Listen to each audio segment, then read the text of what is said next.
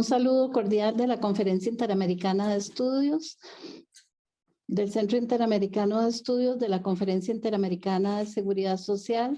Les saluda Daisy Corrales, directora del CIES, acompañada en la mesa principal por el doctor Edgar Daniel Manchinelli, que es nuestro investigador en el área de salud y bienestar de la Comisión Americana, y la doctora Wendolyn Bravo, coordinadora de investigación. El día de hoy tenemos el placer de dar continuidad a nuestras actividades de capacitación en lo referente al tema de sostenibilidad de los sistemas de salud, sus desafíos importantes, y de esta manera poder conversar con dos personas expertas en el tema que nos van a generar conocimientos importantes y sobre todo un espacio de reflexión referente a la sostenibilidad. Cuando hablamos de la palabra sostenibilidad, muchas veces nos referimos al área financiera. Sin embargo, hay que hacer un reconocimiento que para lograr la sostenibilidad de los servicios de salud, todos tenemos un rol importante, desde el usuario, con la correcta utilización de los servicios, desde las diferentes áreas institucionales referentes a la planificación, desde todo lo que es el hecho de tener políticas en la gestión de riesgos, y de esta manera ir tocando todas las aristas que tienen que ver con la sostenibilidad. Y es una situación que no solamente se ve a lo interno de las instituciones, sino que tienen que participar todos los actores que conforman la cabeza de las instituciones de seguridad social, como en nuestros casos, en muchos de los países que tenemos un financiamiento tripartito, pues tiene que ver el tema de todo lo que es las empresas, tiene que ver el tema del trabajo con todas las representaciones de los trabajadores y también la representación del Estado, que tiene un rol importante en la sostenibilidad. Por ese motivo, hemos invitado a dos personas de mucha experiencia que van a ser presentadas desde aquí con su currículum en extenso, pero yo sí quiero hacer una mención especial a la presencia de la doctora Asa Cristina Laurel, que es la directora de Planeación para la Transformación Institucional del Instituto Mexicano de Seguro Social. Hasta la fecha, la doctora está cumpliendo un rol muy importante en lo que es la organización actual y con una gran experiencia que ha tenido en diferentes países participando en organismos internacionales. Ella es una autoridad a nivel global en el tema de seguridad social y le agradecemos muchísimo su presencia porque sabemos que es una persona muy ocupada, pero siempre dispuesta a ser generosa con la transmisión de su conocimiento. Y el maestro Gustavo Picado, que es el director, el gerente financiero de la Caja Costarricense de Seguro Social, quien nos acompaña esta mañana, y también es una persona que ha ido desarrollando su experiencia, creciendo dentro de la institución y siempre logrando con gran esmero la mejor forma de gestar los recursos en la seguridad social costarricense. Los voy a dejar con el doctor Daniel Manchinelli. El doctor es nuestro investigador en lo que es el área de la Comisión Americana de Salud y Bienestar. Es doctor en Ciencia Social con especialidad en Sociología por el Colegio de México. Es candidato a investigador nacional en el Sistema Nacional de Investigadores de CONACYT y cuenta con publicaciones sobre el tema de migraciones, corrupción, otros temas de salud.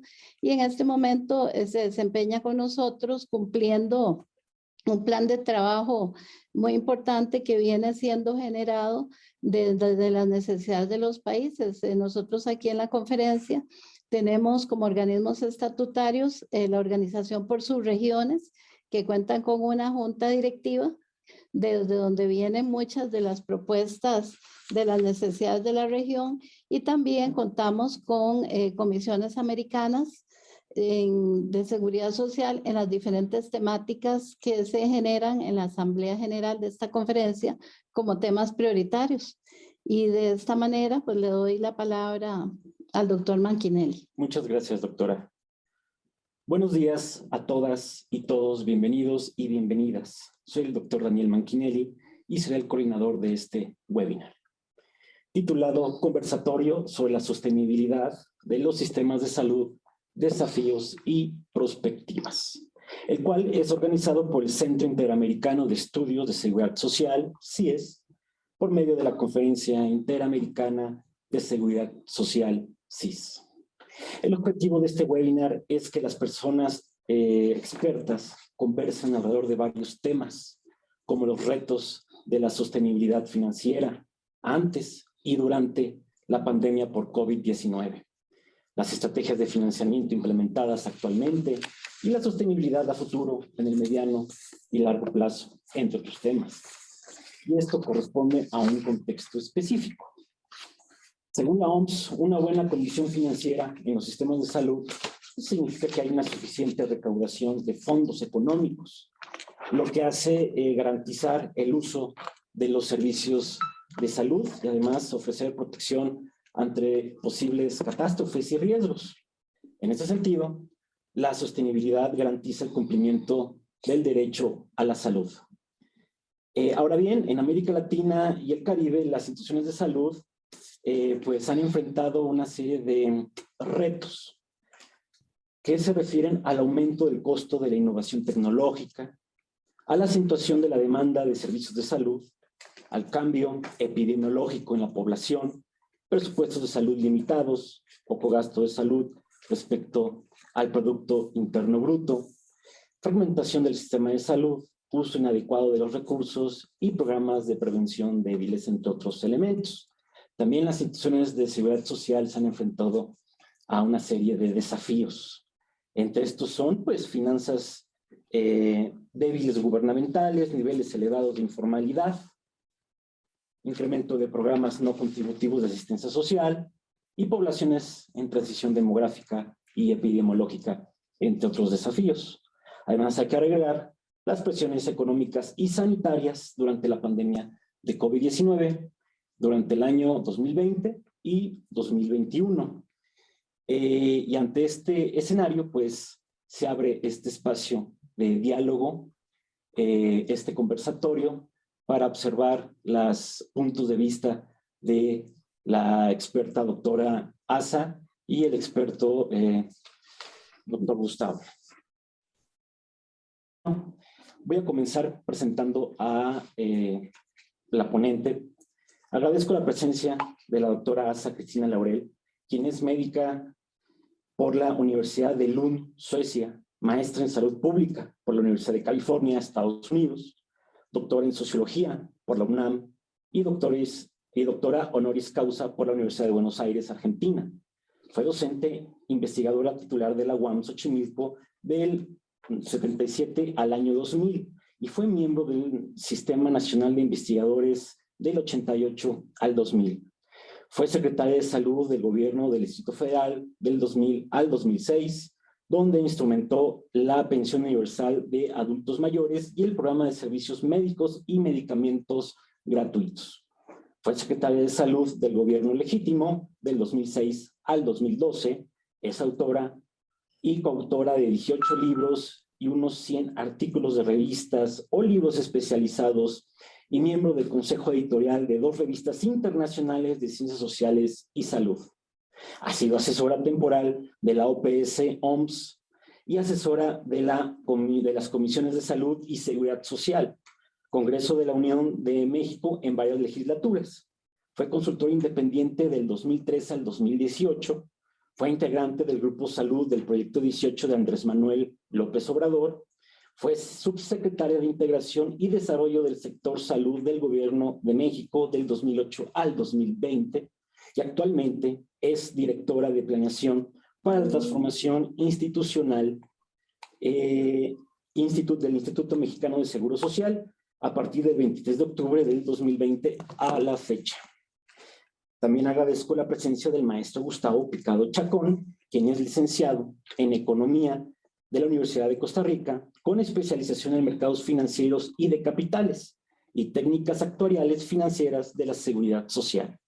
Es autor y coautor de diversos estudios e informes relacionados con temas como protección social, seguridad social, sistemas y seguros sociales de salud, financiamiento de servicios de salud, sistemas y regímenes de pensiones, programas de pensiones no contributivas, mecanismos y estrategias de cobertura contributiva y no contributiva en la seguridad social, seguridad y salud en el trabajo, entre otros temas. En la actualidad ocupa el cargo de gerente financiero de la Caja Costarricense de Seguro Social, institución en la que también ha ejercido otros diversos cargos, como gerente administrativo, director de recursos humanos, director de pensiones, director administrativo financiero de la gerencia de pensiones y jefe del área de investigación económica de la dirección actuarial. Ahora bien, voy a mencionar de qué trata la dinámica de este conversatorio. Se les hará 4 preguntas. Primero, una pregunta en la que le vamos a dar la palabra a la doctora Asa, después al maestro Gustavo, para que para que den su punto de vista respecto de esta pregunta. No hay tiempo para responder estas preguntas, así que tomen el tiempo que ustedes consideren necesario para responderlas. La primera pregunta es: ¿cuáles han sido históricamente los principales retos y dificultades de la sostenibilidad financiera en los sistemas de salud, según su gran experiencia? Bueno, buenos días, gracias por la invitación. Saludos a todos y todas que están en esta videoconferencia. Bueno, yo creo que en vista de cómo es la dinámica, la idea es que sea un conversatorio, de tal manera que hay que dar una respuesta sintética a lo que son las preguntas para que luego efectivamente podamos conversar con el público para ver cómo se va desarrollando un ejercicio así. Bueno, lo primero que yo quiero responder a esta pregunta es que el presupuesto siempre es una expresión de las prioridades de un gobierno. Digo eso porque no es que hay una sola respuesta respecto a cómo podemos hacer la distribución del presupuesto de un Estado, un gobierno, sino que depende de qué pone como prioritario este gobierno y qué pone como menos importante. Yo creo que en el caso de México, que se comparte con muchos de los países latinoamericanos de los últimos décadas, es que lo que se ha dado mucha importancia en el modelo neoclásico económico, que lo conocemos más bien como el neoliberalismo económico, es que se le ha dado bastante poca importancia a lo que es la protección social en términos generales. O sea, la salud, incluso la educación, lo que son las pensiones, etcétera, no ha tenido mucha presencia. Y eso se expresa, entre otras cosas, en el hecho de que los presupuestos dedicados a salud de las últimas décadas en México, podemos decir a partir del inicio de los 80s, cuando se impuso el modelo neoclásico económico, pues ha representado apenas un 3% del presupuesto público.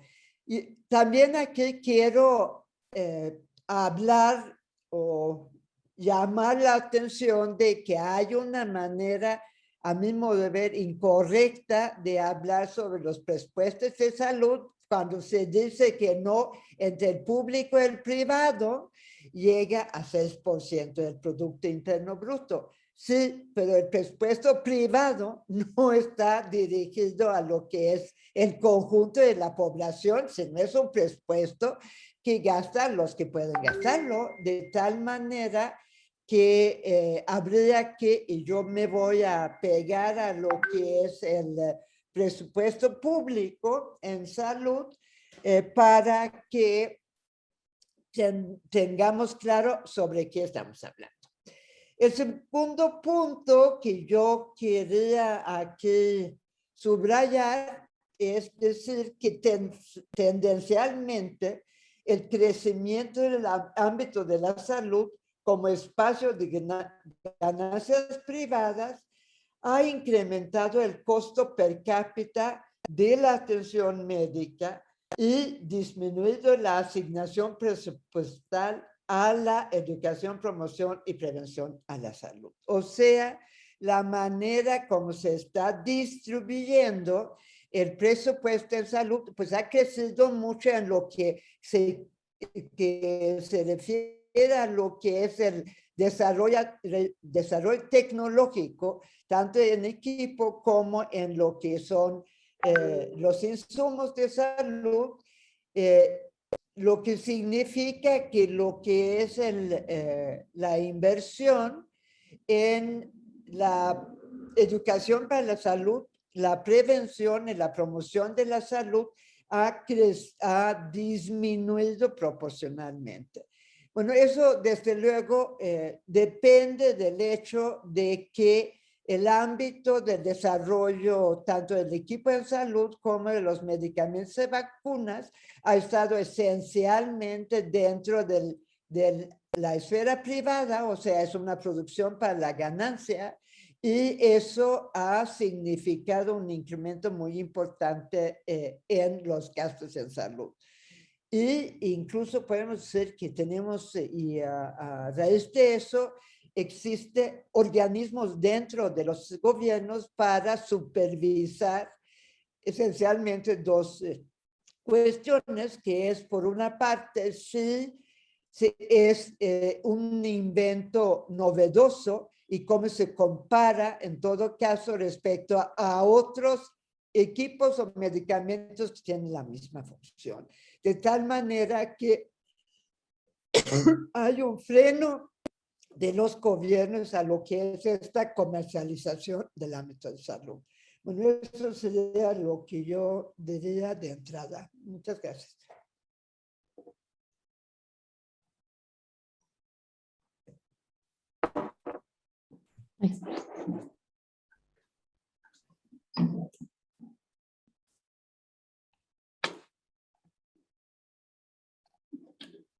Repítalo porque yo creo que no me escucho.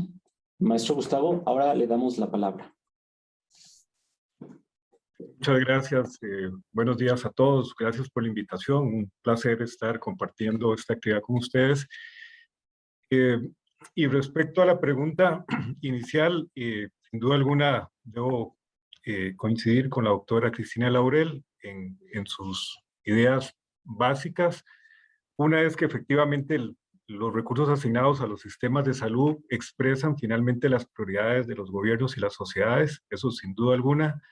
Lo otro es que enfrentamos la disyuntiva económica que enfrentamos en cualquier actividad de la vida, que tiene que ver con esos recursos que son limitados contra necesidades que son ilimitadas.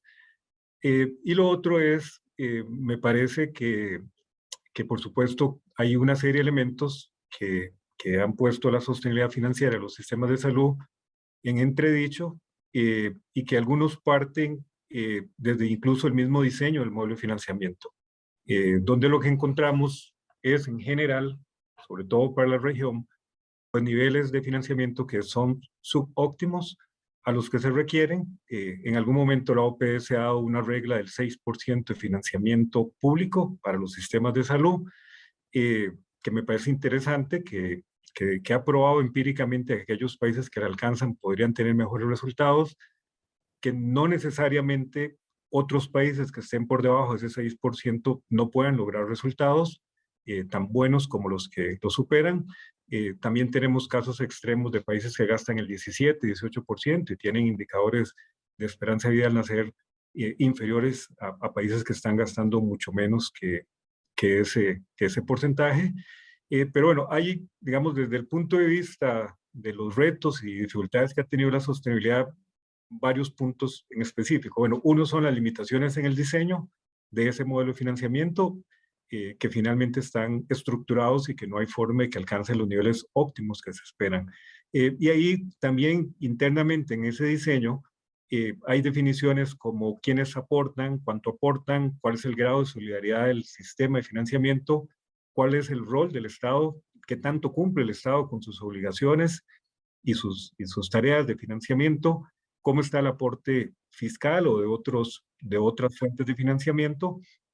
Y hay un elemento donde también mucho en la región nos ha pasado pues enfrentar sistemas que están fragmentados y segmentados y que eso erosiona también las capacidades de financiamiento. Muchos actores probablemente con tareas y actividades que se duplican y que finalmente no logramos optimizar la mancomunación de riesgos y financiamiento que todos esperamos.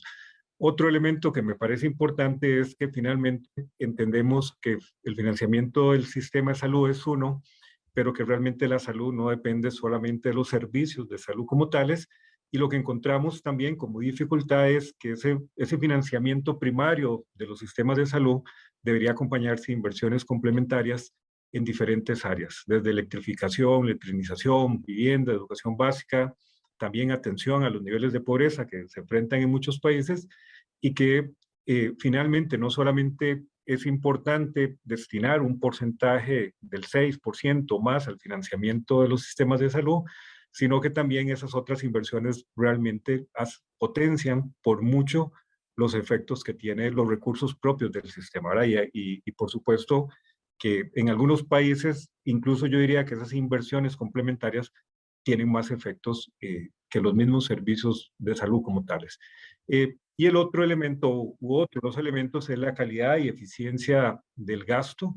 Es decir, no solamente es importante tener un nivel, un cierto nivel de financiamiento, sino que es también, yo diría que mucho más importante decidir a cuáles actividades y en qué niveles de atención se dirigen esos recursos de manera prioritaria. Y hemos encontrado que fundamentalmente el financiamiento que tenemos se dirige mucho a actividades de carácter curativo, hospitalarias, de mediana y alta complejidad, y que hay menos énfasis en nuestros sistemas, actividades de salud pública, atención primaria o primer nivel de atención, donde hay mayor costo-efectividad en esas inversiones. Entonces, no solamente es un tema del nivel de financiamiento, sino también de la calidad y la eficiencia del gasto y dónde colocamos mayoritariamente ese gasto.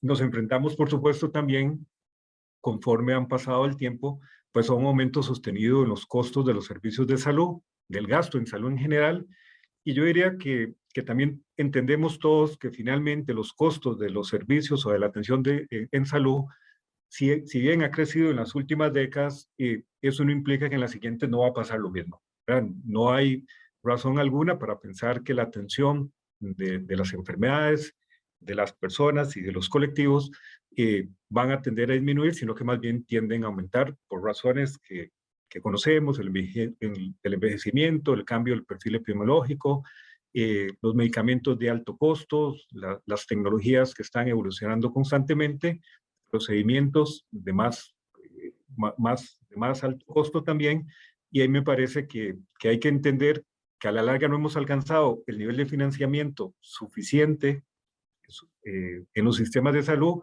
y lo que nos queda ahora es un reto de todavía dar un paso más, porque lo que sigue va a ser un aumento sostenido de los costos, como lo hemos visto en las últimas décadas. Hay un sector privado que desde mi óptica en general, no estoy diciendo que en todos los países, pero está poco regulado, y que el gasto del sector privado, el gasto que hacemos ahí, ya sea de bolsillo, ya sea con una póliza, algún tipo de instrumento asegurador de carácter privado, normalmente es de baja efectividad porque lo que hace es fundamentalmente atender situaciones curativas y que no hay efectos ahí sobre aquellas actividades que nos pueden generar, digamos, una salud más robusta de las personas a través de actividades y atenciones en el primer nivel, sobre todo en la promoción de la salud. Y hay un gasto que la regulación en general es poco profundo. Los ministerios de salud no actúan con la fortaleza que debería hacerse en el sector privado, y en general, por lo menos en Costa Rica, encontramos que mucho del gasto del sector privado finalmente vuelve a entrar a la institución nuestra, a la seguridad social, y hay que volver a replicar exámenes, diagnósticos, etcétera. Y por eso, desde mi óptica, eso del sector privado es un foco para poder hacer que todo el sistema, porque finalmente el sector privado también es parte del sistema, sea mucho más eficiente. Y lo último que además se comentó, al principio lo comentaba la doctora Corrales, es que finalmente los sistemas no han logrado tener un impacto suficiente en la autogestión de la salud de las personas o en la autogestión de las personas de su salud, y encontramos indicadores donde está claramente evidenciado la falta de hábitos y prácticas saludables y otros cuidados que hay que tener. Y entonces estamos siempre con un objetivo que es móvil, que son las personas, la salud de las personas y los colectivos, y que en general lo que vemos son más que la gente se cuide, aunque hay alguna tendencia para tener más actividad física y algunas otras prácticas saludables, pues encontramos tasas de obesidad o exceso de peso, solo para poner un ejemplo, realmente alarmantes en muchos países de la región. Y desde esa óptica, por supuesto que el reto de la sostenibilidad es un reto de primera línea. Y también, ya para terminar, depende del diseño del sistema de salud de cada país y también de los objetivos que se buscan y la realidad cómo se tratan de concretar. El caso de Costa Rica es un sistema de salud que tiene un componente de seguridad social, que es el seguro social de salud administrado por la Caja Costarricense de Seguro Social, y que ese se ha convertido en el único proveedor público de servicios y atenciones de salud en el país. Entonces, las discusiones de fragmentación y segmentación en Costa Rica no están, porque no se está fragmentando, es un único seguro social de salud, y además todos reciben finalmente el mismo conjunto de servicios, ¿verdad? Entonces eso nos ha permitido realmente tener un sistema unificado que desde mi óptica también nos ha hecho rentabilizar, si se puede decir de esta forma, o aumentar la efectividad de los recursos que se destinan a financiar nuestras actividades. Sin duda alguna es un reto y ya para cerrar, como les planteaba, ha sido un reto en los años anteriores y realmente lo que viene va a ser un reto superior, y ahí, volviendo al inicio, pues tendrá que ser una demostración de las prioridades y los intereses de la sociedad que se deben de traducir en políticas públicas y en políticas de Estado para lograr esos niveles de financiamiento y efectividad que se requieren en los sistemas de salud. Muchas gracias. Muchas gracias por su amplia respuesta, maestro Gustavo. Ahora mencionaré la segunda pregunta. ¿De qué forma la pandemia por COVID-19 ha sido un desafío para la sostenibilidad financiera de los sistemas de salud? Le damos la palabra a la doctora Asa. Bueno, yo insisto que voy a tratar de responder rápidamente para que podamos efectivamente abrir ese espacio de discusión. Bueno, lo primero que todos sabemos es que tuvimos una ocurrencia simultánea de incremento de gasto en salud y freno a la economía. O sea, gastábamos más en salud y teníamos menos recursos que gastar por el impacto tan importante que tuvo o sigue teniendo la pandemia en la economía. Bueno, el incremento del gasto en salud tuvo era muy variado, que era desde lo que es la protección personal, medicamentos, oxígeno y equipo, ventiladores, carros rojos, rayos X, etc. Yo en la próxima pregunta voy a dar los datos referidos a esto, pero por lo pronto voy a decir que la especulación hubo simultáneamente lo que es una especulación mundial y nacional de insumos. O sea, se convirtió en un mercado donde incrementó muy rápidamente la demanda de cierto tipo de bienes y no hubo suficiente producción a nivel mundial. Y eso también se se ocurrió a nivel de los estados o las naciones. En México, por ejemplo, tuvimos en determinados momentos una falta muy importante del equipo de protección personal. No tuvimos acceso a todos los medicamentos que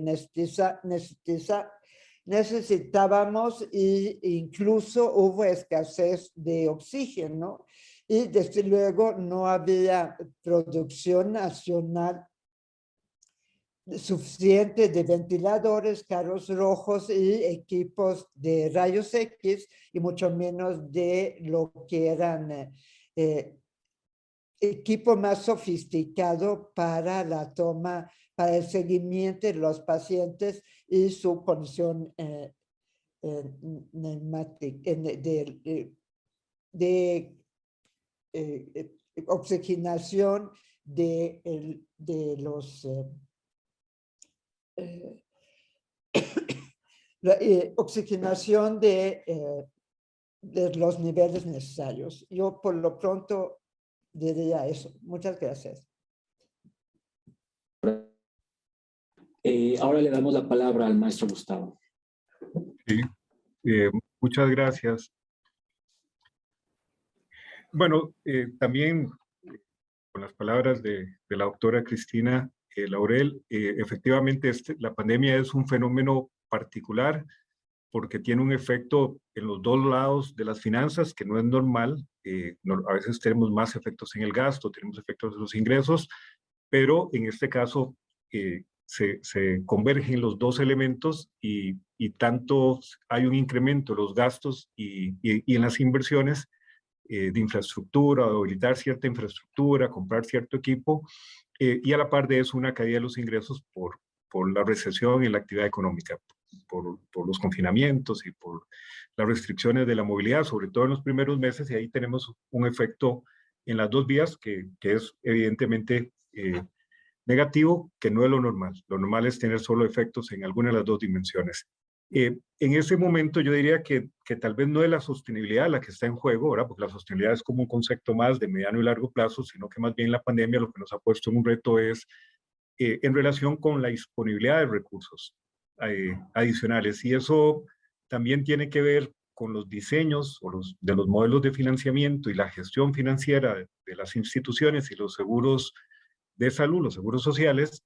Y efectivamente, en el caso de Costa Rica, debo decir dos cosas. El nivel de financiamiento que se tiene, que supera el 7.5% del Producto Interno Bruto, nos permitía tener un nivel de respuesta relativamente satisfactorio para lo que estábamos enfrentando. Y aún así, eso requirió, obviamente, aumentar el presupuesto en ciertas partidas hasta casi un 5% del presupuesto anual.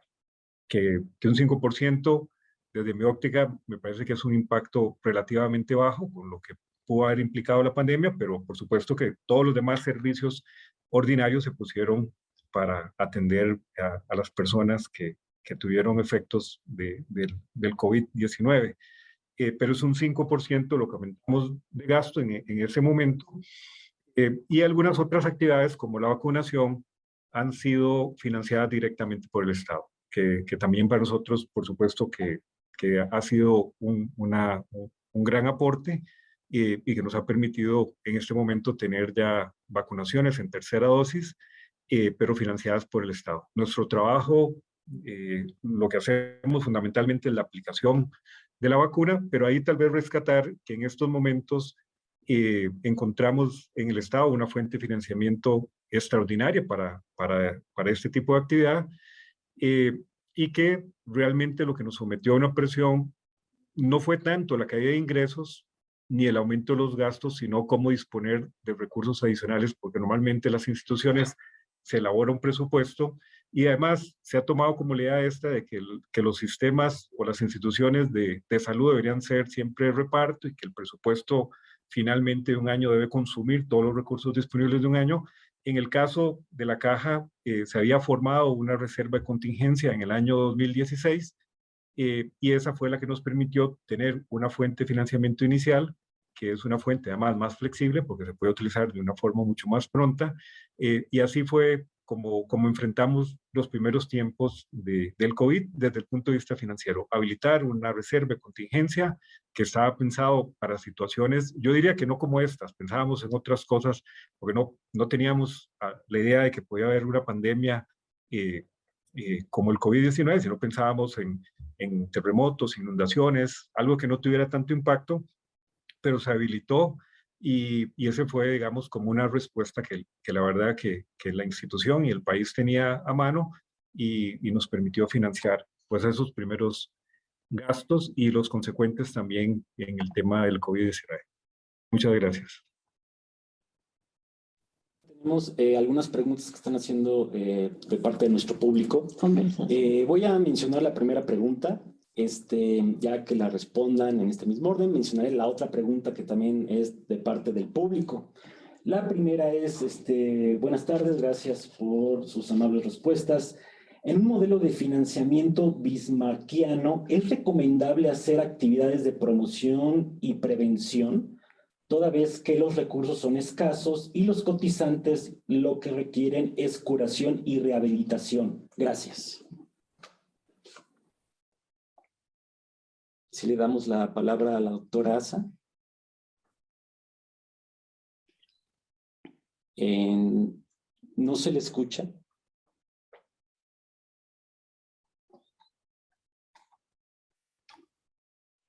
No. El micrófono. El micrófono no está encendido de la doctora Asa. No tengo, ¿me escuchan ahora? Sí, ahora sí. Perfecto. Sí, lo que pasa es que me sacaron de la...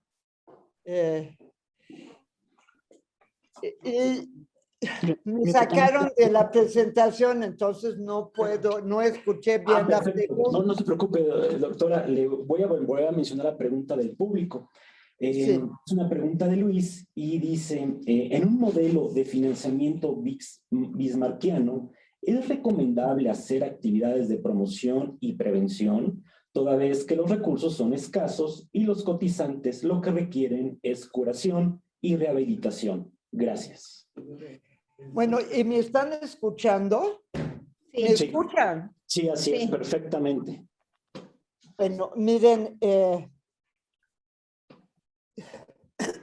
es una pregunta un poco...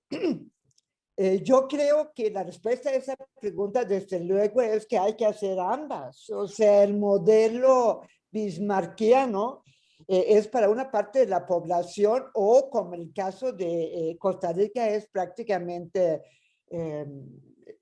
universal. Entonces, ahí no son temas excluyentes a mi modo de ver. Lo que queremos hacer con los sistemas de salud es hacerlos mejorar las condiciones de salud de la población, no solamente darle acceso a la curación.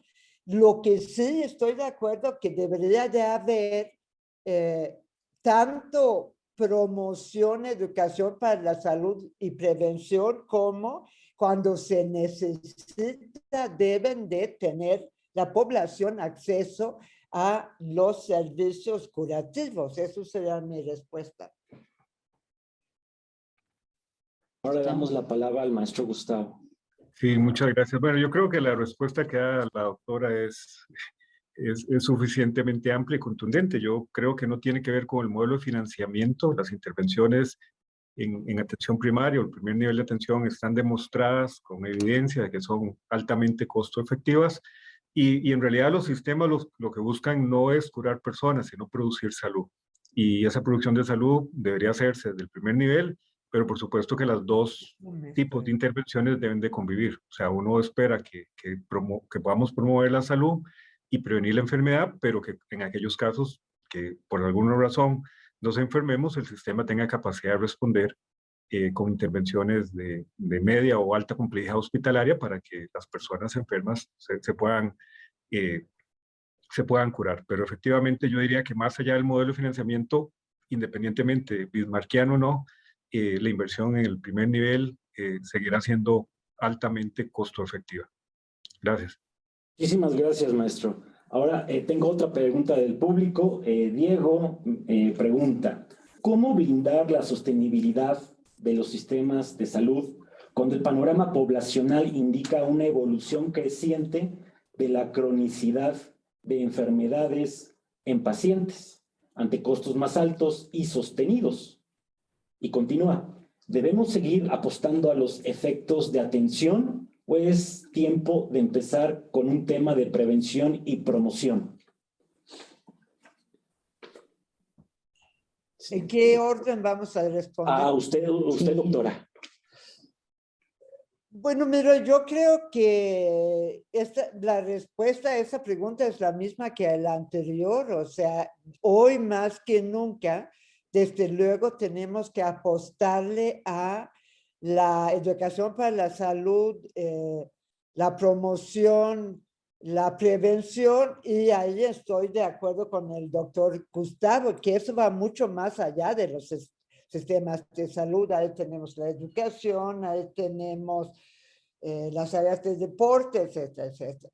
El tema aquí en todo caso es por la orientación que tienen generalmente los sistemas de salud nuestros, es que están muy centrados en la clínica. No tenemos un pensamiento constructivo y activo para que hagamos un viraje hacia lo que es las mejores condiciones de vida y las mejores conductas de la población. Yo creo que eso no cabe duda. El problema es que hemos tenido muchos problemas para efectivamente hacer realidad estas nuevas prácticas. Y yo diría que eso tiene que ver muy importantemente con los valores de una sociedad. Suena así como que no se puede cambiar las cosas si no se cambian los valores, pero creo que esto es importante. Y mientras que no reconocemos lo que es el valor intrínseco de los seres humanos, entonces tendemos a no invertir en lo que es las condiciones necesarias para que la gente pueda tener una vida digna. Reconozco que eso es una cosa relativamente abstracta, lo que estoy diciendo, pero eso va de la mano también con cuáles son las prioridades que tiene un gobierno o el Estado, que se refleja en, pues, mejoramos la educación o gastamos en la compra de equipos de alta complejidad para prestar servicios mucho más caros. Gracias. Muchísimas gracias, doctora. Ahora damos la palabra al maestro. Sí, muchas gracias. No, coincido en lo que plantea la doctora. En realidad pienso que hay una reflexión para toda la sociedad, y es que la protección social en general va a ser más costosa en los siguientes años, no solamente desde el punto de vista de la salud, los cuidados de larga duración, las pensiones, la protección económica de los grupos menos favorecidos, y ahí hay una decisión de cómo financiar eso. Cuando uno revisa, por ejemplo, los datos de la OCDE, donde está incorporado México, Colombia, Chile y Costa Rica recientemente, de los 5 países que tienen menos carga tributaria de este grupo de la OCDE, Costa Rica, México y Colombia están ahí en los 5 que menos carga tributaria. Entonces, claro, hay una cultura contributiva y una cultura de decir cómo destino mis ingresos a financiar, digamos, este tipo de protección o servicios de salud. La cronicidad es inevitable, el envejecimiento va a ser inevitable, y contra eso hay también estrategias y hay también experiencias de muchos países que ya pasaron por ahí, pero que efectivamente requiere una inversión mucho mayor. Entonces, no solamente hoy estamos pensando en cómo no hemos financiado suficientemente lo que teníamos que financiar en el pasado, sino cómo el futuro nos pone un reto, un nivel de financiamiento más alto, y la sociedad va a tener que tomar una decisión de destinar más recursos en los siguientes años para protección y para seguridad social en general. Gracias. Muchísimas gracias, maestro. Tenemos más preguntas de nuestro público. Esta es una pregunta para el maestro Picado. Dice, es de Jorge. ¿existe alguna relación de inversión recomendada entre actividades curativas y actividades de promoción de la salud? Es decir, por cada dólar en actividades curativas, ¿cuánto se debe destinar en actividades de promoción de la salud?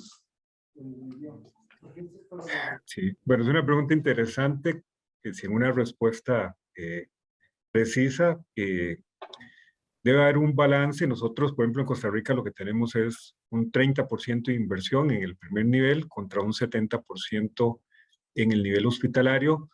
Y aquí yo lo que diría es, bueno, que depende de cada población, de las condiciones particulares que tenga, pero además depende mucho de esas inversiones complementarias que le dan mucho valor a la salud.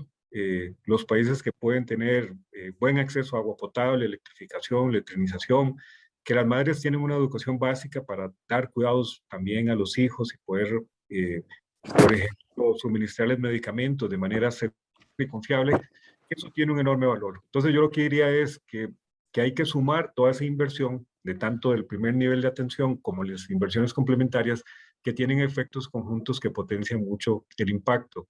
Dar un número es difícil, ¿verdad? Pero bueno, yo diría que en el primer nivel de atención, como mínimo uno debería invertir el 30%, entre el 30 y el 40%, pero eso va a depender de cada país, pero como mínimo el 30% creo que podría ser un buen referente.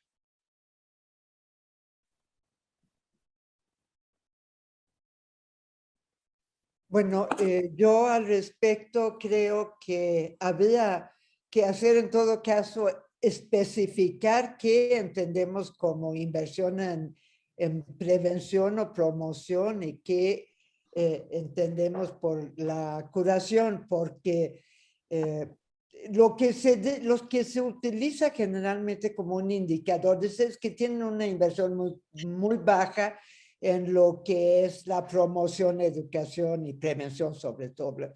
Pero si vemos la amplitud de lo que efectivamente es promoción de la salud, creo que tenemos que precisar qué queremos incluir ahí, porque eso no es solamente presupuesto de salud. Y creo que también habría que recordar que en cuanto a lo que es educación y prevención, es muchísimo más barato que lo que es la curación. Entonces habría que tener claro una precisión respecto a qué incluimos en cada uno de los datos, porque si no estamos, digamos, bordando tal vez en un tema que no logramos explicitar qué es que queremos hacer en cada uno de las inversiones. Yo estoy, por otra parte, totalmente de acuerdo en que la carga fiscal que tenemos los países latinoamericanos en su gran mayoría es muy baja, lo que quiere decir que tenemos una distribución regresiva de los recursos en muchas ocasiones, o sea, porque los que más ganan y los que más podrían contribuir efectivamente están como porcentaje de su ingreso pagando muy poco, mientras que estamos poniendo una carga fiscal a través de los impuestos indirectos, que es muy alto respecto a lo que son los ingresos de los que menos ingresos tienen, de tal manera que ahí hay toda una discusión sobre cómo se puede hacer cómo distribuir la carga fiscal por una parte y qué queremos incluir en lo que es el gasto para el mejoramiento de que son las condiciones de salud, que son efectivamente desde lo que es la inversión en agua potable, etcétera, etcétera, ¿no? Nada más hasta ahí. Gracias. Muchas gracias, doctora. Ahora suspendo por un momento las preguntas del público y ahora continuaré con las preguntas del programa. Así que mencionaré la tercera pregunta para ustedes dos en el mismo orden. ¿Qué estrategias han funcionado y cómo se han superado las dificultades respecto a la sostenibilidad durante la pandemia por COVID-19? Le damos la palabra a la doctora Cristina.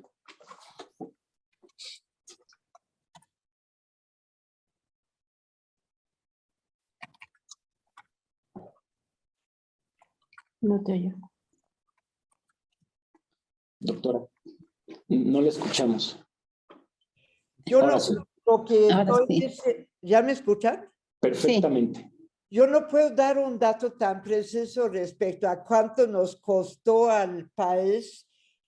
Sin embargo, lo que les puedo dar alguna de los datos respecto a qué nos costó al Instituto Mexicano del Seguro Social la pandemia.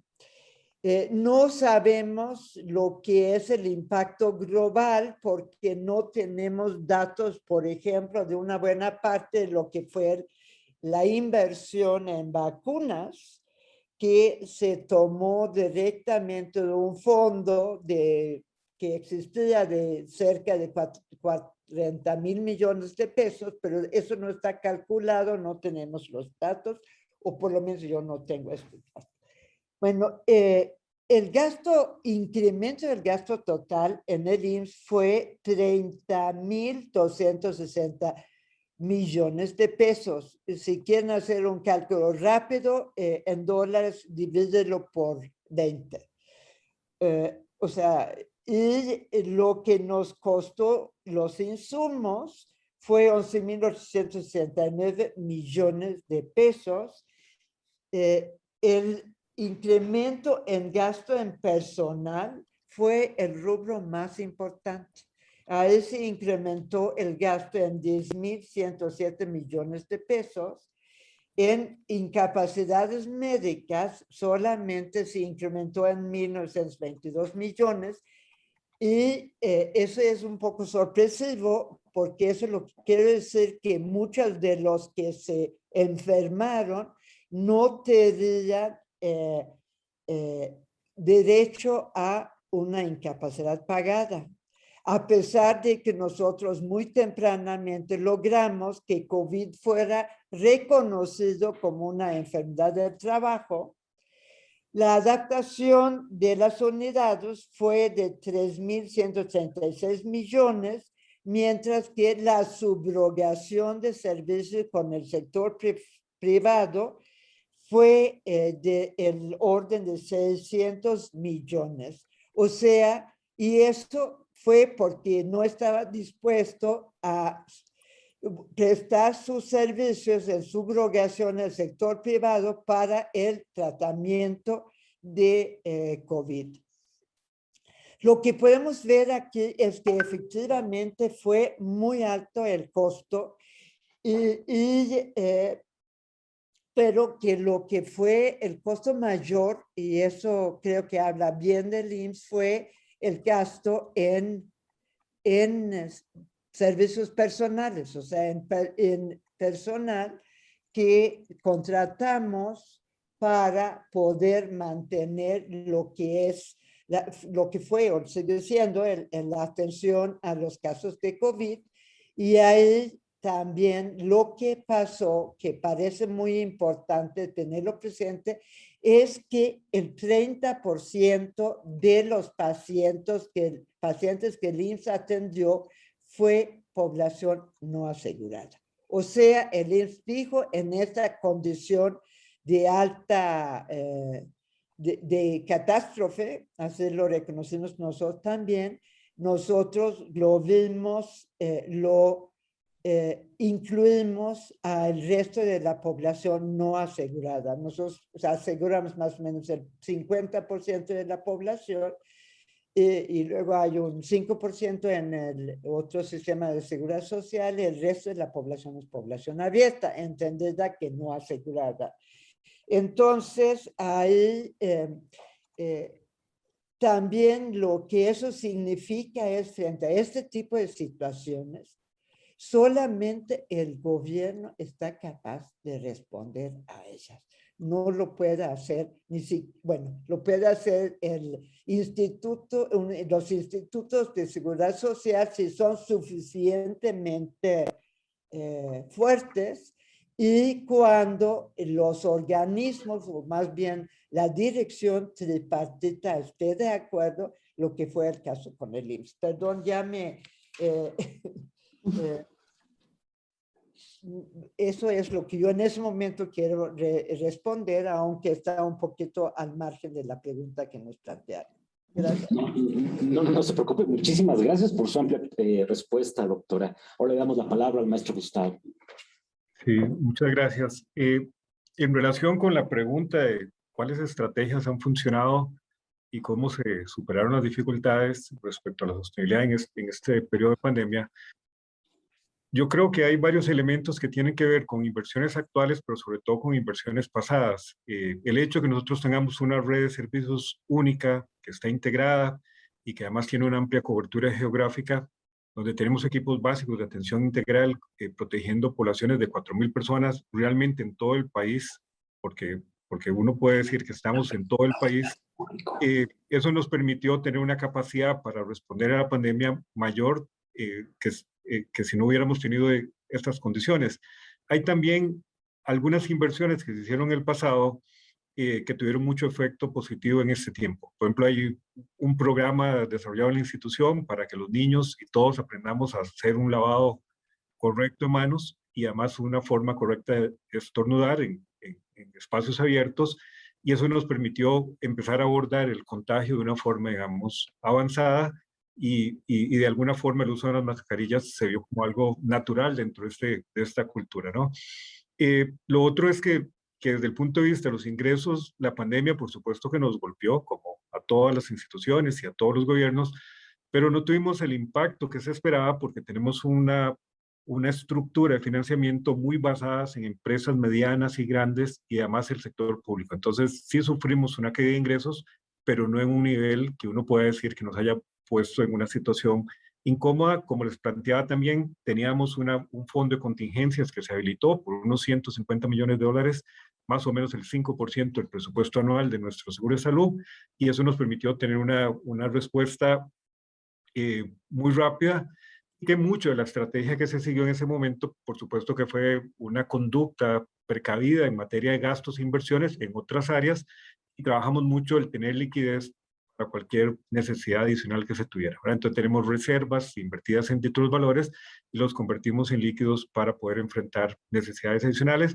Y por último, también se flexibilizaron algunas condiciones para que los asegurados contribuyentes se mantuvieran, para que las empresas pudieran tener una posibilidad de mantenerlos asegurados con un costo menor, y eso también nos permitió apoyar que aquellas empresas que todavía tenían la oportunidad pues mantuvieran el empleo, que para nosotros es esencial, ¿verdad? El modelo de nosotros depende del mercado laboral, y entonces tomaron medidas que me parece que han tenido un impacto y un éxito importante, pero desde el punto de vista financiero, redondeando la respuesta a la pregunta, pues son una diversidad de estrategias que tienen que ver no solo con lo que hicimos ahora, sino que muy importante con lo que hemos hecho en años anteriores y con todo el desarrollo y la evolución de nuestro sistema por más de 8 décadas. Muchas gracias.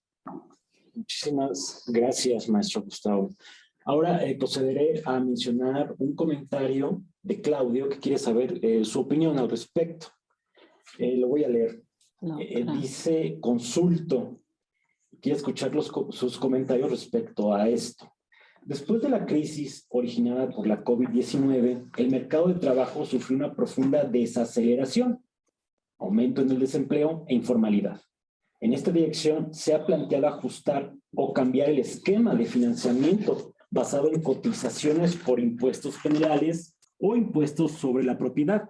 Un desafío inmediato es el periodo de transición y además entender que es fundamental un diseño del impuesto general para que sea progresivo y suficiente. Le damos la palabra a la doctora Asa. Pues sí, es una pregunta muy interesante, porque en realidad lo que preguntan es, ¿no deberíamos universalizar el sistema de salud basado en los impuestos? O sea, no, eso es lo que está en el fondo de esta pregunta, como yo lo veo, es deberíamos seguir con sistemas de salud que están basados en el empleo. Y yo creo que la respuesta a eso es que la pandemia fue un momento cuando vimos que cuando realmente hay necesidad y simultáneamente hay pérdida de empleo, de todo lo que se requiere, pues el único que puede resolver la situación es el Estado. Entonces creo que lo que habría que preguntarse en todo caso es cómo a partir de esa experiencia podemos transitar hacia un sistema universal de salud. Yo como comentario sobre la situación de Costa Rica, creo que es muy interesante el ejemplo porque Costa Rica en realidad tenía un sistema de salud casi universal basado en la seguridad social.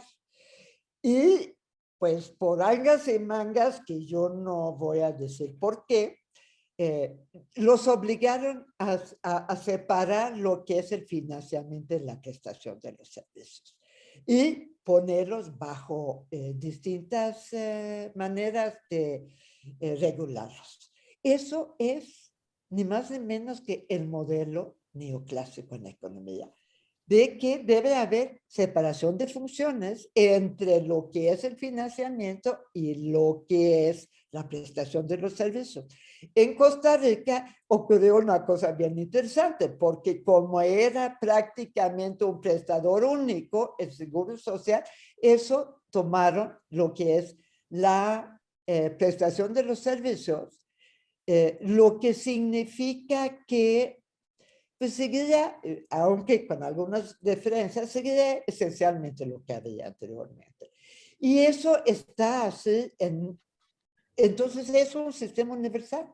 Entonces yo creo que deberíamos preguntar, es el momento para preguntarnos, no queremos, esa es la pregunta, no queremos un sistema público y eventualmente gratuito de salud que está basado en los impuestos. Eso significa incrementar los impuestos, desde luego. El problema nada más es cómo hagamos impuestos progresivos, porque eso es lo que se necesitaría. Entonces, eso sería mi respuesta a esta pregunta. Muchísimas gracias por su amplia respuesta, doctora Asa. Ahora le damos la palabra al maestro Gustavo. Y muchas gracias. Bueno, vuelvo a coincidir con lo que plantea la doctora. Creo que en términos generales la tendencia es no concentrar tanto el modelo de financiamiento en el mercado laboral, sino que moverse hacia una diversificación. Hay dos retos. Uno es que ocupamos un nivel de financiamiento más alto, pero lo tenemos que hacer a través de una diversificación de fuentes de financiamiento. Y en ese intermedio, bueno, los países decidirán si se van al extremo de convertir todo en financiamiento a través de impuestos o tributos, o se quedan en una posición, digamos, intermedia, donde todavía el mercado laboral juega un rol, pero que se acompaña con impuestos y otro tipo de aportes de carácter fiscal. Pero evidentemente está así. Yo lo que creo es que la transformación del mercado de trabajo, que además profundizado por la pandemia, cada vez nos pone a los que tenemos, digamos, una concepción clásica de la seguridad social basada en las contribuciones de patronos, trabajadores y Estado, en una dificultad mayor porque el mercado ha evolucionado y tiene nuevas formas de empleo que es muy difícil de captar en la seguridad social. Irse al extremo de que sea financiado a través del Estado, de presupuestos estatales, tiene que ver para una institución como la nuestra con un tema de confianza en que los estados realmente, los gobiernos cumplan con el compromiso de transferir los recursos necesarios y además con un tema de pérdida de autonomía en la capacidad de tomar decisiones. La Caja costarricense tiene como característica fundamental que es una institución autónoma. Pocas veces vamos a la Asamblea Legislativa o al Congreso, sino que tomamos decisiones internas con nuestra junta directiva. Entonces, hay temas que tienen que ver con financiamiento y además tienen que ver con gestión, autonomía y cuestiones de carácter político, pero sí, y ya para cerrar, para un modelo que se ha movido de una seguridad social laboral a una seguridad social universal, evidentemente la pregunta siempre está ahí, ¿verdad? Si al final abrimos toda la puerta y convertimos el acceso a los servicios de salud en un tema que no tenga que ver con contribuciones, sino con ya ciudadanía o residencia que permita acceder a todos, ¿verdad? Entonces, esa sería mi aporte en esta pregunta. Muchas gracias. Muchas gracias por su respuesta, maestro Gustavo. Ahora continuaré con las preguntas del programa. Por último, quisiera preguntar, ¿cómo se podría mejorar la sostenibilidad financiera en los sistemas de salud a largo plazo? Le damos la palabra a la doctora Asa. Bueno, yo vuelvo a lo que dije al inicio de este conversatorio, que tiene que ver con la manera como se gastan los recursos colectivos. Tiene que ver cómo uno ve las necesidades y las prioridades de una sociedad. Entonces, lo que yo respondería aquí es que, porque eso es el fondo de la cuestión, digamos, eso es lo que hemos hablado a lo largo de ese conversatorio. Lo que yo diría que lo que también nos dio una oportunidad, la pandemia, como digamos fue una irrupción de un elemento que nos sacó de lo que son las rutinas de funcionamiento de los sistemas de salud. Yo creo que es una oportunidad para revisar a fondo el funcionamiento de las instituciones, tiempos reales de espera y gastos de las unidades médicas, aquí, así como déficit de capacidad de atención, sea por falta de instalaciones o por otra razón.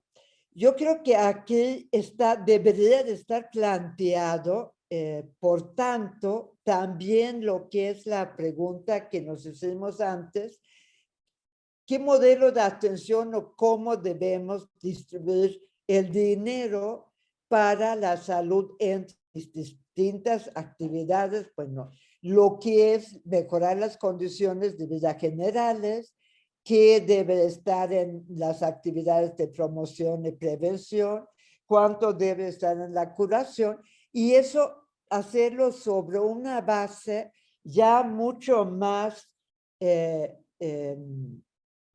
más sólida, de un diagnóstico mucho más sólido. Tenemos que tener muchas fuentes de información en los sistemas de salud, pero cuando los estamos comparando resulta que una fuente dice una cosa, otra fuente dice otra cosa, y la tercera fuente dice una tercera cosa. Entonces, eso es es el momento. Como dicen muchas personas, las crisis son los momentos para conseguir un cambio. Y creo que eso es lo que deberíamos hacer, pero también hacer cálculos reales de costos de operación plena y planeación de las nuevas unidades de prestación de servicios. ¿Dónde deben de estar estas nuevas unidades de servicios? Y cuánto debe invertir en ellas. Y ahí lo que es la tendencia hay dos tendencias, diría yo, en América Latina en estos momentos. Por una parte, lo que son las zonas suburbanas de las grandes metrópolis están creciendo muy rápidamente, y ahí generalmente hay una falta de instalaciones y de programas muy grande. O sea, no tenemos acceso, la población no tiene acceso suficiente a los servicios de salud, incluyendo los de prevención. Pero además hay un tema ahí que tiene que ver con cuál es la nueva cultura urbana. Yo creo que ahí hay mucha movilidad. Entonces, digamos, basarnos en un sistema donde las familias están adscritas a una unidad médica no es muy eficiente porque se mueven rápidamente las familias. Además, se desarticulan las familias así sucesivamente. Y el otro polo que tenemos donde hay no suficientes servicios es en las zonas rurales, en el caso de México, particularmente en las zonas indígenas, donde hay hay comunidades muy pequeñas. Y ahí tenemos que innovar para ver cómo vamos a permitir que esta población tiene acceso por una parte o tiene de lo que es la promoción de la salud, que tiene que ver con sus condiciones de vida, que también tiene que ver con lo que es su cultura, porque tratar de trasladar un modelo muy occidentalizado a las comunidades indígenas no tiene mucho éxito. Y también habría que ver cómo podemos hacer llegar a esta población un fortalecimiento importante de las unidades de salud que están presentes en sus áreas de vivienda o donde viven.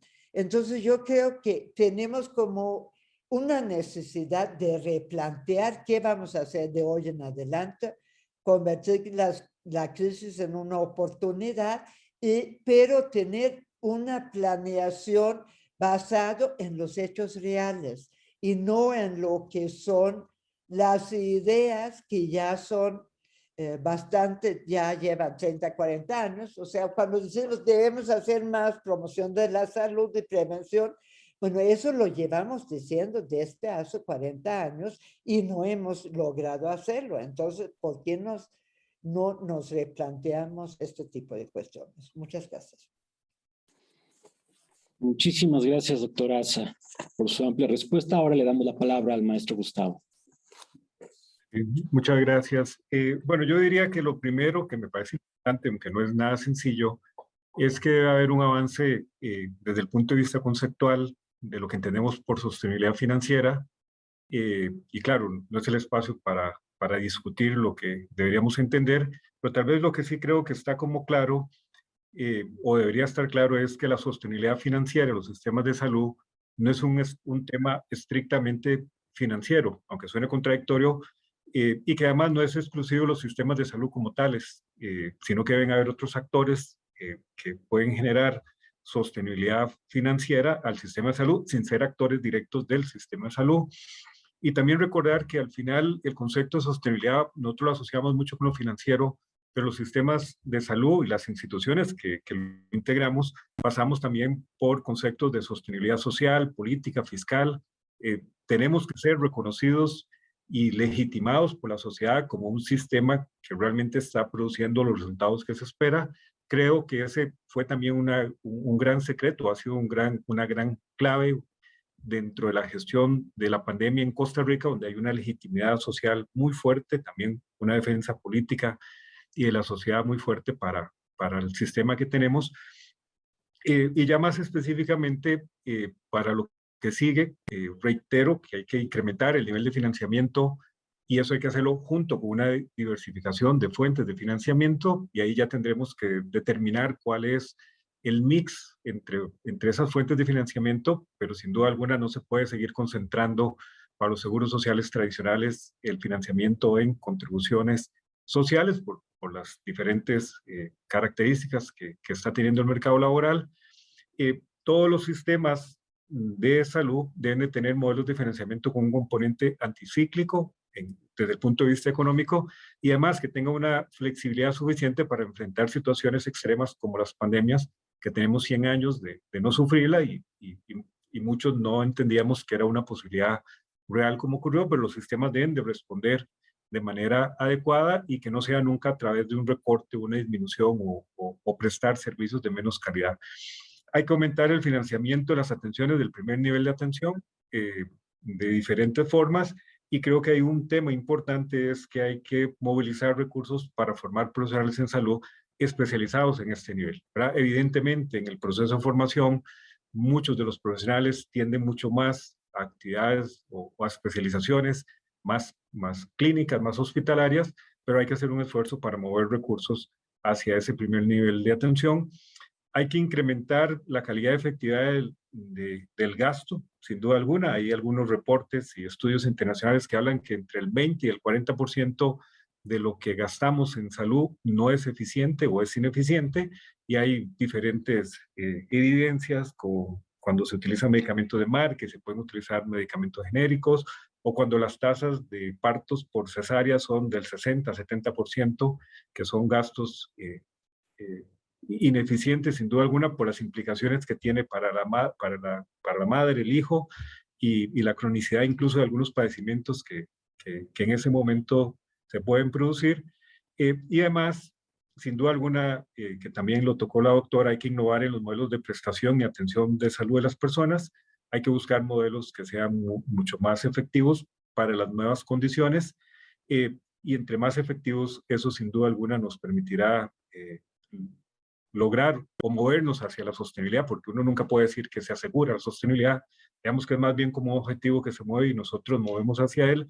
Y tal vez lo último, y habría que ver la forma, pero hay formas, es que hay que poner más énfasis en los incentivos en la autogestión y cuidados de la salud directamente por parte de las mismas personas. Sin duda alguna, yo no veo la posibilidad de que un sistema de salud sea sostenible si la gente no toma conciencia y se cuida realmente para mejorar sus condiciones de salud. Entonces, al final la sostenibilidad es un gran reto que tiene como una visión muy fuerte de lo financiero, pero que realmente está también amparada a lo que podemos hacer en otros campos. Muchas gracias. Muchas gracias, maestro. Bueno, pues muchas gracias por haber contestado a las preguntas del programa. Ahora procederé a mencionar una última pregunta de nuestro público. Daniel menciona muy interesantes sus respuestas. Ahora bien, ¿ustedes creen que la salud digital puede beneficiar a la sostenibilidad financiera de las instituciones de seguridad social? Y si es así, ¿de qué forma sería? La doctora. Doctora Asa, le damos la palabra. Bueno, pues es una pregunta que tiene muchas vertientes, ¿eh? Y creo que una de las cosas que pues vimos en la pandemia, y me paso en la experiencia concreta que tuvimos en el Instituto Mexicano del Seguro Social, fue tratar de canalizar una buena parte de los que no estaban muy enfermos a la atención en, vamos a llamar, los centros de salud. Y ahí le dábamos un kit donde tenían lo que necesitaban, pero lo que fue la novedad es que había conexión para ellos diario con los médicos de primer nivel para poder saber cuál era su evolución. Y dentro de esto sí se hizo consulta digital, no a todos, pero a una proporción importante, y eso permitió romper varios de los temas de, digamos, de que el paciente quería estar directamente al consultorio del médico. Eso fue una experiencia muy exitosa, pero yo también he vivido otras experiencias de salud digital que han sido muy negativas. Por ejemplo, hay una inversión interesante e importante en salud digital para hacer consultas de mayor, vamos a decirlo así, de mayor complejidad a través de lo que es la salud digital, o a través de consultas entre los periféricos con los expertos. Eso en muchas ocasiones, si no está bien hecho y bien estructurado, no tiene buenos resultados. ¿Por qué? Porque esencialmente, sobre todo donde se necesita hacer esa consulta a distancia, no hay las condiciones para que se pueda hacerlo. No están, no tienen conexión con internet, no se cae cada rato el internet, así sucesivamente. El otro tema que ha resultado que seguramente sería un tema muy importante, y subrayo siempre y cuando que se garantiza los datos personales de los pacientes son los expedientes clínicos computarizados o digitalizados. Eso también en México lo hemos logrado. Bueno, hay legislación al respecto, pero eso no quiere decir que lo tenemos instalado. Lo que se ha visto es que es relativamente fácil de hacerlo al primer nivel de atención, siempre y cuando que existen las condiciones de conexión, y es extremadamente complejo hacerlo a niveles mucho más complejos, porque hay dos temas que son complicados. Uno es que, por ejemplo, una de las cosas que se podría evitar si se tiene un expediente clínico es no repetir todo lo que es la imagenología, todo lo que es laboratorio, etcétera. Pero sobre todo la imagenología pesa mucho. Entonces, digamos, para hacerlo rápidamente, entonces es muy difícil tener el acceso suficiente a esto. Y el otro tema, desde luego, es que aunque hay reglas de protección de los pacientes, de los datos del paciente, se ha visto en otros países que es relativamente fácil romper esta protección. Entonces yo creo que indudablemente vamos a ver hacia adelante el desarrollo muy importante, pero eso no significa que vamos a necesitar menos personal de salud directamente involucrado en la promoción de por ejemplo, lo que son los hábitos sanos y lo que dijo el doctor Gustavo, los incentivos para el autocuidado, etcétera, sino en todo caso, como yo lo veo, va a ser un instrumento que nos va a ayudar a avanzar, pero no va a sustituir, como en algunos casos se ha dicho, que sustituye a lo que son los medios, un algoritmo, y ya listo, ahí sale del otro lado lo que hay que hacer con ese paciente. Y tampoco hace superflua a las enfermeras, etcétera, etcétera, etcétera. No voy más que a eso. Gracias. Muchísimas gracias por su respuesta, doctora. Ahora le damos la palabra al maestro Gustavo. Sí, muchas gracias. Bueno, vuelvo a coincidir con la doctora. Yo creo que ella lo plantea muy claramente. La experiencia que hemos tenido es que efectivamente este tipo de servicios pueden ayudar y complementar, digamos, los servicios tradicionales para ciertas atenciones, pero no en sustitución, digamos, de los servicios ordinarios. En Costa Rica tenemos un expediente digital único en salud, que fue realmente ha sido una herramienta muy poderosa para poder enfrentar las consecuencias de la pandemia, pero también es cierto, y yo creo que todos los países nos vamos a enfrentar con lo mismo, es que tenemos un rezago. Nos hicieron unas listas muy largas de espera que las teníamos relativamente bajo control, pero hoy estamos en algunos casos a más de 400 días, y nos van a quedar todos los pacientes crónicos que se derivan también del COVID, ¿verdad? Que no solamente es contagiarse y salir de la enfermedad, sino que hay muchos pacientes con enfermedades y padecimientos crónicos. Y ahí nosotros seguimos viendo la importancia del personal en salud como el personal de contacto, como el personal de relación directa con el paciente, Y tanto es así que, nada más para darles un dato, nosotros tenemos 1070 EBAIS en este momento, o sea, tenemos dividido el país en pequeños segmentos de atención, equipos básicos de atención integral, y no hace mucho la Junta Directiva tomó el acuerdo de crear 340 equipos más para finalmente completar una reforma que iniciamos a mediados de los años 90, de tal suerte que en el país ahora sí haya un EBAIS por cada 4.000 personas. Por eso lo digo, para volver a resaltar la importancia del personal y el contacto directo. Tenemos los técnicos de atención primaria, que son personas que van a las casas, levantan información, dan datos y divulgan prácticas de salud a las familias directamente. Y sin duda alguna el futuro de la atención sigue pasando por el personal, ¿verdad? Por el personal que es el que tiene que tener esa atención y se puede complementar evidentemente con estas formas de servicios virtualizados o basados en tecnologías. Muchas gracias. Muchísimas gracias. Bueno, pues de nueva cuenta quisiera agradecer a la ponente, al ponente, por haber participado en este webinar. También agradezco las preguntas del público.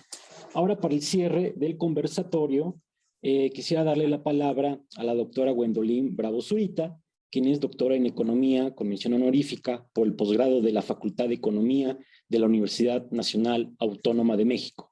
Su investigación se concentra en temas tales como agenda digital y tecnologías de la información y de la comunicación y seguridad social en la región latinoamericana y del Caribe, así como desarrollo económico, variables macroeconómicas, sistemas financieros y bancarios, financiarización, política monetaria, crédito y financiamiento en Latinoamérica y el Caribe. Fue especialista de la Comisión Americana de Organización y Sistemas Administrativos, CAOSA, aquí en el CIES, y actualmente se desempeña como coordinadora del área de investigación del Centro Interamericano de Estudios de la Seguridad Social. Buenas tardes, para mí ha sido un placer escucharlos, agradecerles, ¿verdad?, nuevamente que hayan aceptado la invitación a este conversatorio. Y bueno, yo nada más quisiera, a manera de, pues no de resumen, más bien de dejar abierto este debate, esta discusión, que ha dejado muchos temas ahí demasiado relevantes para seguirse trabajando, ¿verdad? No solo de las instituciones de seguridad social, los sistemas de salud, pero también desde aquí del CIES. Entonces, bueno, como han expresado bastante bien nuestros invitados, la pandemia ha representado un reto importantísimo para todos los sistemas en general, los sistemas económicos y en específico para los sistemas de salud. Su irrupción tan abrupta, tan inesperada, ¿verdad?, ha dejado expuestos a estos sistemas de salud representando fuertes retos. Y bueno, yo creo que aquí se ha destacado lo que ha sido y lo que se ha reflejado en tanto por los costos y obviamente en lo que tiene que ver con la sostenibilidad en el largo plazo. Pero en ese proceso de la irrupción misma de la pandemia, creo que hay que destacar los casos que nos han comentado el día de hoy, que es el del IMSS, el de la Caja Costarricense, cómo estas instituciones enfrentaron este reto tan importante, ¿no?, a través de un incremento fuerte del gasto. Y yo creo que algo que yo destacaría es, en el caso del IMSS, cómo se abrió el sistema para incluso se insertaran esas personas que no son aseguradas y tener acceso a la salud ante una emergencia tan grande como ha sido la de la pandemia del COVID, ¿no?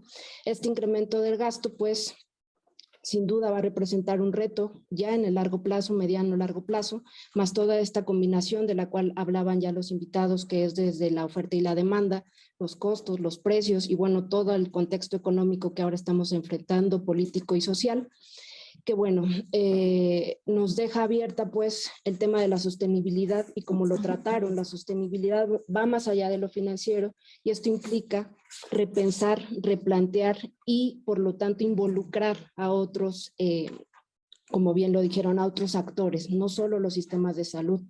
Los sistemas de salud pues va más allá la sostenibilidad de los sistemas de salud, ¿cierto? Entonces, pues esta mesa creo yo deja abierta la temática, ¿verdad?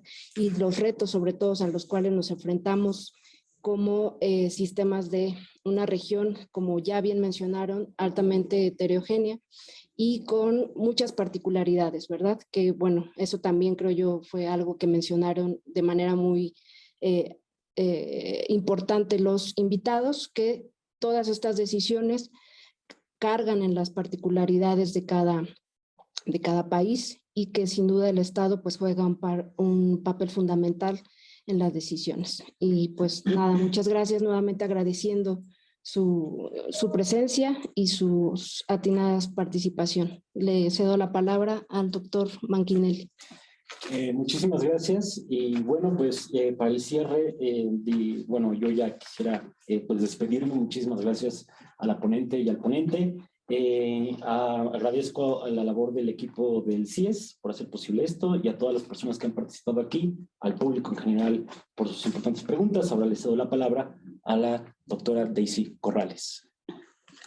Pues muchas gracias a todos por haber participado en este importante conversatorio, que es parte de las actividades que mantenemos como una educación continua en el CIES. Tenemos lo que es el programa académico que está disponible en nuestra página web, y también quería mencionarles que tenemos una estrategia digital que son los micrositios. En ellos se genera de cada una de las comisiones americanas de seguridad social un cúmulo de información para mantenernos actualizados en estos temas tan importantes. Esta mañana hemos tenido un gran cúmulo de conocimientos. Se ha hablado ampliamente a través de la estrategia de las preguntas sobre nuestros sistemas de salud y su sostenibilidad, pero me quedan cosas muy importantes sobre la mesa. La doctora Asa nos mencionaba de tener un diagnóstico muy sólido para planificar. Ese es un punto muy importante porque ya tenemos suficiente experiencia como para saber nosotros cuáles de las medidas preventivas verdaderamente tienen un impacto y cuáles de las medidas asistenciales pueden en cierta forma paliarse con estas medidas de promoción de la salud y de prevención. De manera que, como ella bien planteaba, hay una cosa muy importante en su discurso que fue mencionar que la crisis era, en cierta forma, podíamos verla como un escenario de oportunidades. Y es que realmente es así. Y se dijo en este conversatorio que ya teníamos que actualizarnos, porque también venimos con muchos criterios en el modelo de atención que ya tienen 20 años y más de estar en la mesa. Si hay un momento, creo que tenemos la oportunidad de hacer un corte, de hacer una valoración de si todas las propuestas teóricas que hemos tenido de los organismos internacionales con respecto al modelo de atención integral se pueden ya de alguna manera validar o no. Ya tenemos que saber nosotros qué es lo que sí es rentable en el sistema, qué significa, por ejemplo, toda la cobertura que damos con la técnica de Papa Nicolau para la prevención de cáncer de cervix, qué impacto tienen las vacunas, etcétera. Ya es un momento de hilar fino para poder lograr verdaderamente la sostenibilidad, que bien va a depender de lo que es el modelo, de esas conclusiones que, como bien se mencionó, depende mucho de cuáles son los valores de cada país, qué es lo que quieren lograr, cómo lo vamos a financiar. En ese sentido, es muy importante diferenciar en salud, y yo creo que la experiencia nos ha venido mostrando lo que es en salud. Generalmente se habló del gasto en los primeros años y ahora estamos hablando de inversión. Porque en todo lo que es el área de promoción y prevención, si nosotros lo visualizamos como un gasto, pues nos reprimimos de desarrollar programas que en un mediano y corto plazo van a tener un impacto importante en lo que es las finanzas de la seguridad social.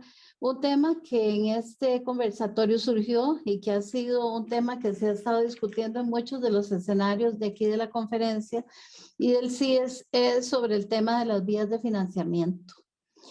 Sí se sintió muy fuerte en la crisis cómo se enfrentó un incremento del gasto contra una disminución del ingreso.